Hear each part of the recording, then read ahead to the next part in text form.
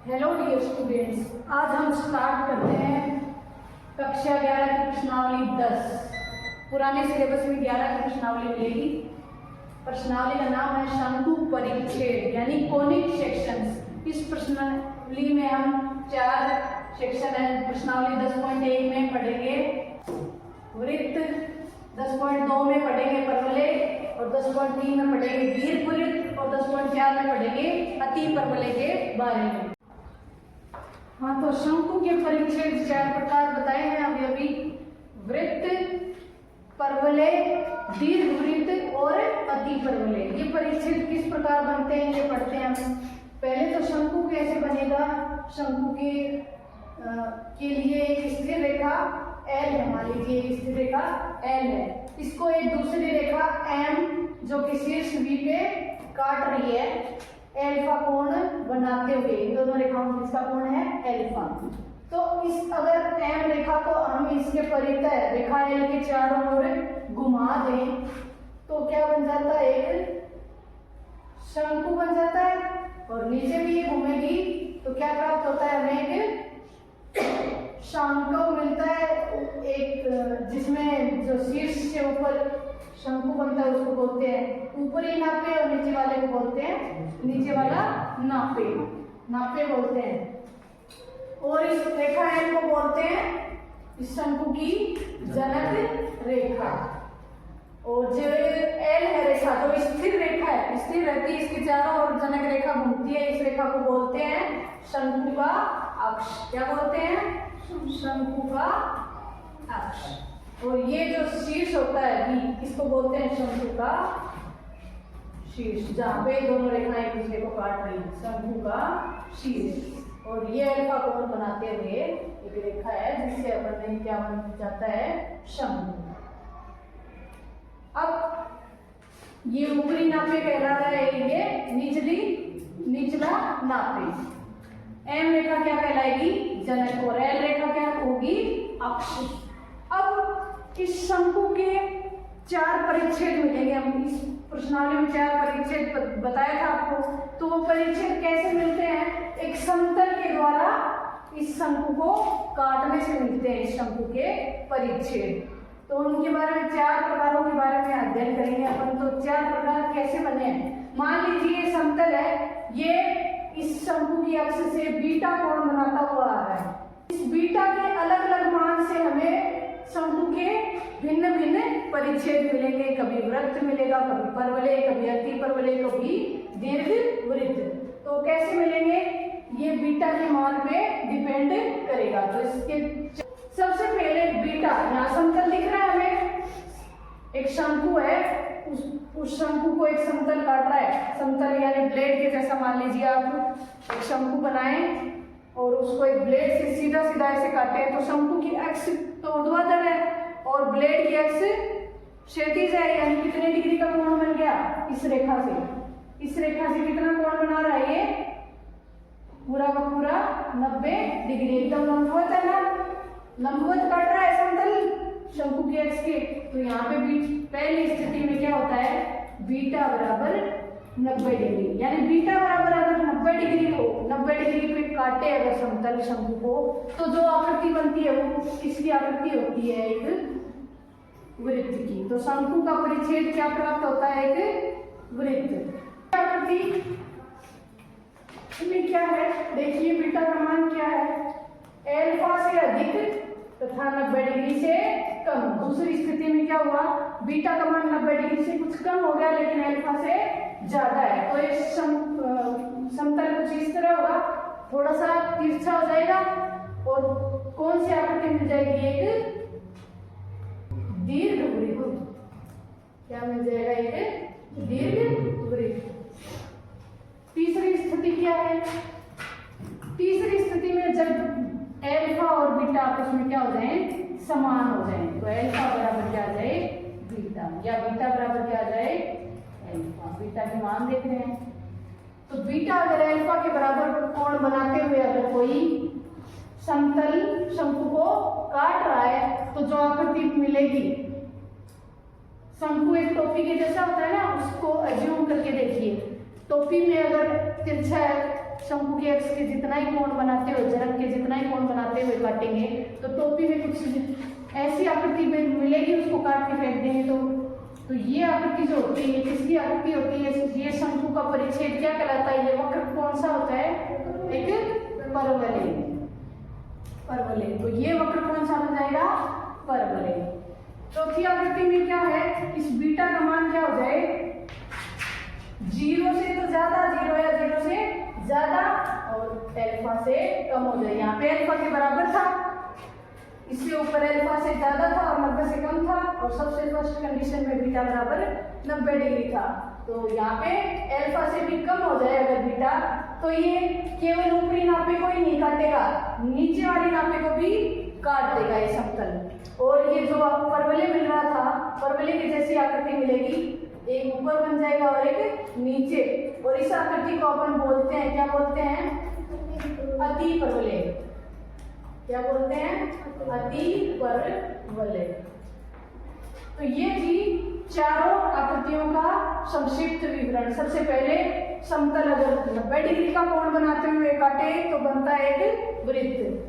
शंकु का परिच्छेद क्या बनता है? एक वृत्त। यदि बीटा का मान अल्फा से ज्यादा और 90 डिग्री से कम हो तो शंकु परिच्छेद मिलता है एक दीर्घवृत्त। और यदि बीटा अल्फा के बराबर ही हो जाए तो क्या मिलता है? एक परवलय। और यदि बीटा का मान अल्फा से कम हो तो क्या मिलता है? एक अति परवलय। अब पढ़ेंगे अपन वृत्त के बारे में विस्तार से, क्योंकि प्रश्नावली 10.1 वृत्त के बारे में ही है। तो सबसे पहली प्रश्नावली 10.1 में पढ़ेंगे वृत्त के बारे में। वृत्त की परिभाषा क्या है? वृत्त क्या होता है? तल के उन बिंदुओं का समुच्चय होता है जिनकी एक स्थिर बिंदु से समीकरण ज्ञात करना चाहे तो कैसे ज्ञात करेंगे? हमें पता है इन दोनों के बीच की दूरी त्रिज्या r समान रहती है और सेंटर भी फिक्स है, केंद्र भी फिक्स है। ये बिंदु ही घूमता जाएगा तो क्या मिल जाएगा? एक वृत्त। तो इन दोनों के बीच की दूरी क्या होती है? त्रिज्या r। और दो बिंदुओं के बीच की दूरी का सूत्र हमने कक्षा 10 में भी पढ़ा था और कक्षा 9 में भी पिछली प्रश्नावली में अध्ययन किया था। दो बिंदुओं के बीच की दूरी अगर मान लो दो बिंदु P और Q है तो क्या होती है? Under root x2 minus x1 का whole square plus y2 minus y1 का होल स्क्वायर, यानी x निर्देशांकों का अंतर उसका स्क्वायर प्लस y निर्देशांकों का अंतर उसका स्क्वायर का जोड़ करके लगा देते हैं अंडर रूट। तो यहाँ इन दोनों के बीच की दूरी कितनी है? r। तो क्या आ जाएगी? अंडर रूट यहाँ से x माइनस h का whole square plus y minus k का होल स्क्वायर बराबर क्या आ जाएगा? r है ये दूरी, त्रिज्या r है। अंडर रूट हटाना चाहे तो दोनों तरफ क्या कर देंगे? वर्ग, और वर्ग करने पर क्या आ जाएगा? अंडर रूट हट जाएगा, x माइनस h का whole square plus y minus k का होल स्क्वायर बराबर आगे स्क्वायर हो जाएगी तो क्या मिल जाएगा? r square. ये क्या होता है? वृत्त का समीकरण, जहां h k होता है वृत्त का केंद्र तथा r होती है वृत्त की त्रिज्या। तो इस प्रश्नावली में हम वृत्त का केंद्र भी इसको देख के आराम से निकाल सकते हैं। अगर वृत्त का समीकरण दिया हो तो x में से जो घट रहा है उसकी स्क्वायर है वो x निर्देशांक हो जाएगा केंद्र का, और y में से जो घट रहा है वो y निर्देशांक हो जाएगा केंद्र का, और जो बराबर में जिसकी स्क्वायर है वो हो जाएगी वृत्त की त्रिज्या। और अगर केंद्र दिया हो और त्रिज्या दी हुई हो तो केंद्र तथा त्रिज्या के मान रखने से वृत्त का समीकरण भी हम आसानी से ज्ञात कर सकते हैं। तो एक आधा एग्जांपल देख लेते हैं। जैसे कि उदाहरण एक, केंद्र 0 0 तथा त्रिज्या r वाले वृत्त का समीकरण ज्ञात कीजिए। तो यहाँ h और k का दोनों का मान क्या हो गया? 0। ये h होता है, ये केंद्र का निर्देशांक होता है h, k। तो समीकरण क्या हो जाएगा? x माइनस h का होल स्क्वायर, यानी क्या आ जाएगा? x में से 0 घटाया तो x की स्क्वायर प्लस y माइनस 0 यानी y की स्क्वायर बराबर त्रिज्या r ही दी हुई है तो r स्क्वायर। ये हो गया। दूसरा उदाहरण है, केंद्र ये दे रखा है और त्रिज्या 4 वाले वृत्त का समीकरण ज्ञात कीजिए। तो h का मान हो गया -3 और k का मान हो गया 2 और त्रिज्या r का मान हो गया 4। तो फॉर्मूले में रखेंगे x माइनस 3 रखेंगे तो x प्लस 3 का whole square plus y minus 2 का होल स्क्वायर बराबर 16। तो ये आ गया 4 की स्क्वायर यानी 16। तो ये हो गया वृत्त का समीकरण। उदाहरण 3 देखें तो उसमें वृत्त दिया हुआ है, उसका केंद्र और त्रिज्या हमें ज्ञात करनी है। तो कैसे ज्ञात कर सकते हैं? इसको पहले हम इस अभिष्ट रूप में लेके आए हैं, x माइनस एच की whole square plus Y minus K का होल स्क्वायर बराबर आर स्क्वायर। तो वहां से देखिए अपन h को के और r का मान निकाल सकते हैं। तो उसके रूप में लाने के लिए पहले x वाले निर्देशांक एक साइड लिख लेते हैं।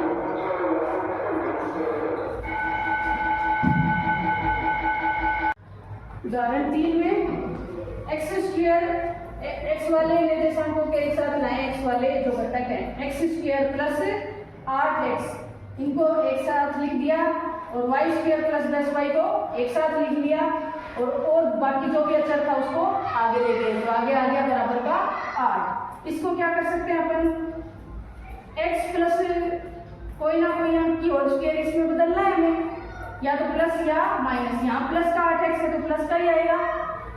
हमें फॉर्मूला पता है a प्लस बी की होल स्क्वायर का फॉर्मूला पता है, क्या होता है a square plus 2ab plus का b स्क्वायर। ऐसा फॉर्मूला लाना है। एक ही जगह तो अपना क्या रखा है यहाँ पे x और b का पता करना है कि b की जगह क्या रखेंगे, अपना 8x मिल जाएगा।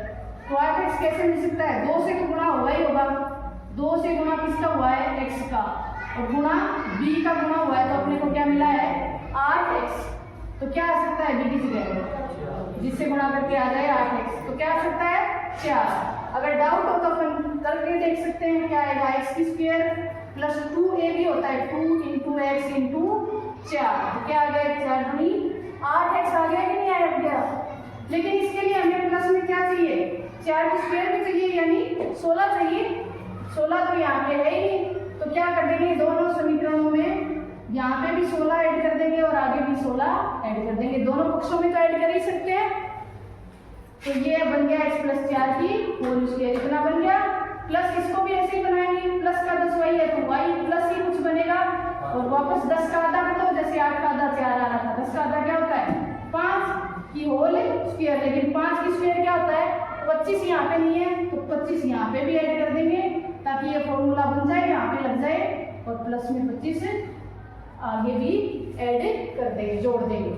तो बराबर में आ गया 8, 16 और 25 कितने हो गए 49। तो यहाँ से क्या प्राप्त हुआ हमें x प्लस 4 की whole square plus y plus 5 का होल स्क्वायर बराबर 7 का स्क्वायर। कोई बता सकता है यहाँ से त्रिज्या कितनी हो जाएगी, देख के बता सकते हो, बराबर में r स्क्वायर होता है ना, तो त्रिज्या r बराबर हो गई 7 और केंद्र क्या हो जाएगा, केंद्र h कोमा के होता है, जो क्या आ जाएगा बताओ, x में से जो घट रहा होता है वो और y में से जो घट रहा होता है वो आ जाता है। तो प्लस का 4 है तो x में से क्या घट रहा है माइनस क्या कोमा माइनस 5। बस इसी प्रकार के क्वेश्चन आएंगे तुम्हारे। ये मान लो हो गई प्रश्नावली 10.1, बाकी अपन क्वेश्चन भी करके देख लेंगे।